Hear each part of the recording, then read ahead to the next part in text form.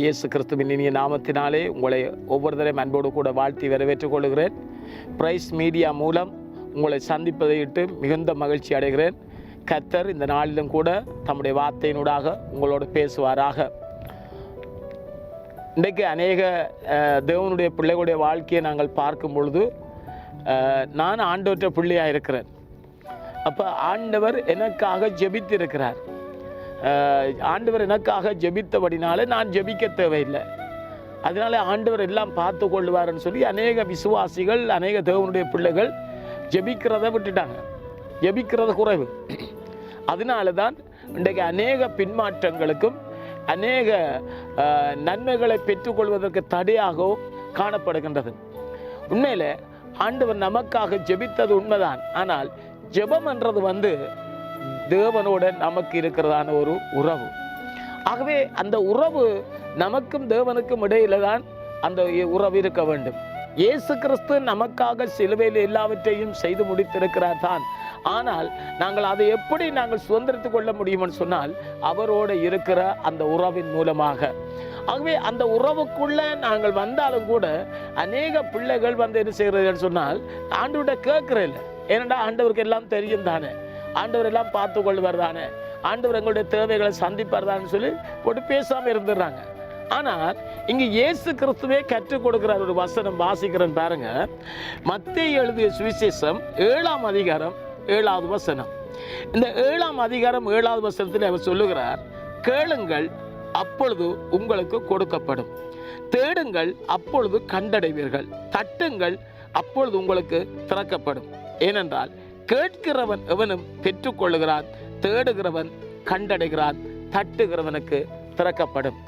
ஆகவே இயேசு கிறிஸ்து சொல்றார், என் நாமத்தினால நீங்கள் எதை கேட்டாலும் நான் அதை செய்வேன் சொல்லி. அப்ப ஆண்டவருடைய நாமத்தினால தான் நமக்கு பதில் கிடைக்கிறது. இயேசு கிறிஸ்து தான் நமக்காக எல்லாவற்றையும் சிலுவையிலே செய்து முடித்திருக்கிறார். ஆகவே நாம் ரட்சிக்கப்படுகிறதற்கு அவருடைய நாமமே அல்லாமல் வேறு எந்த நாமம் கட்டளையிடப்படவில்லை. அப்ப அந்த இயேசு கிறிஸ்துவின் நாமம் மட்டுமே பரலோகம் போவதற்குரிய ஒரே ஒரு வழி. அந்த இயேசு கிறிஸ்து மூலமாகவே நமக்கும் பிதாவுக்கும் இடையிலே அந்த உறவு ஏற்பட்டிருக்கிறது. அந்த இயேசு கிறிஸ்துவின் நாமத்தை விட்டு நாங்கள் ஜெபிக்கும் பொழுது அந்த ஜெபங்களுக்கு சில நேரங்களில் பதில் வர்றதில்லை. ஆனா இங்க நாங்கள் பார்க்கிறோம், ஆண்டவர் சொல்லுகிறார், இயேசு கிறிஸ்து சொல்லுகிறார், நீ என் நாமத்தினால எதை கேட்டாலும் அதை நான் உனக்கு தருவேன். எது சொன்னால் அவருக்கு சித்தமானதை நாங்கள் கேட்க வேண்டும். அவருக்கு சித்தமானதை நாங்கள் கேட்கும் பொழுது ஆண்டவர் நிச்சயமாய் நம்முடைய வாழ்க்கையில காரியங்கள் செய்வோம். உதாரணத்துக்கு நாங்கள் பார்க்கிறோம், அன்னாளை குறித்து நாங்கள் பார்க்கிறோம். அன்னாள் அவள் திருமணம் முடித்து பல காலங்கள் தான், அவளுக்கு பிள்ளை இல்லை. ஆகவே எல்கானா அவளை அதிகமாக நேசிக்கிறார். ஆனா அன்னாளுக்கு பிள்ளை பிறக்காதபடிக்கு கர்த்தர் அவளுடைய கற்பத்தை அடைத்திருந்தார். ஆனால் சக்களத்தை அவளை போட்டு வேதனைப்படுத்தும் பொழுது அவள் என்ன செய்கிறாள், ஆண்டவர் பார்த்து கொள்வார்னு சொல்லிவிட்டு பேசாமல் இருக்காமல் ஓடி வந்து ஆண்டுடைய பாதத்தில் இருந்து அழுது ஜெபிக்கிறார். ஆண்டவரே, உம்முடைய அடியாளுடைய சிறுமையை கண்ணோக்கி பாரும், உம்முடைய அடியாளுடைய சிறுமையை கண்ணோக்கி பார்த்து உம்முடைய அடியாளுக்கு ஒரு ஆண் குழந்தையை கொடுப்பீராக இருந்தால் அவனை நான் உமக்கு கொடுப்பேன்னு சொல்லி. இன்றைக்கு பிரியமான தேவ பிள்ளைகளே, நாங்கள் கருத்தா ஜெபிக்க வேண்டும். ஆண்டவர் சொல்லுகிறார், எலியா கருத்தா ஜெபித்தான், பதிலை பெற்றுக்கொண்டான். நாங்களும் உங்களுடைய வாழ்க்கையில என்னென்ன பிரச்சனைகள், என்னென்ன தேவைகள் இருக்கிறதோ கருத்தாய் ஆண்டவர்கிட்ட கேட்போம். கேட்கிறவன் தான் பெற்றுக்கொள்வான். ஆகவே இந்த வேளையிலும் நான் உங்களுக்காக ஜெபிக்கிறேன். கர்த்தர் பெரிய காரியங்களை உங்களுடைய வாழ்க்கையில செய்யும்படியாக நாங்கள் யாவரும் சேர்ந்து கண்களை மூடுவோம்.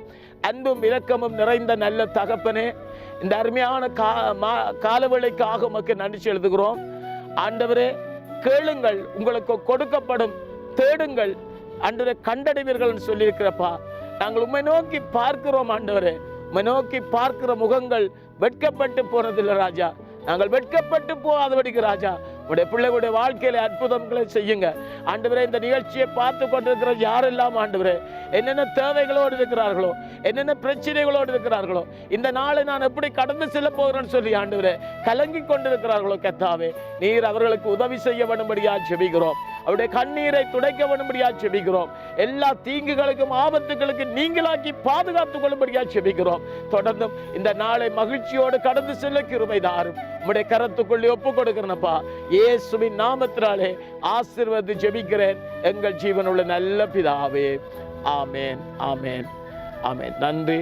ஆண்டவர் தாமே உங்களை ஒவ்வொருத்தரையும் நிறைவாய் ஆசீர்வதிப்பாராக.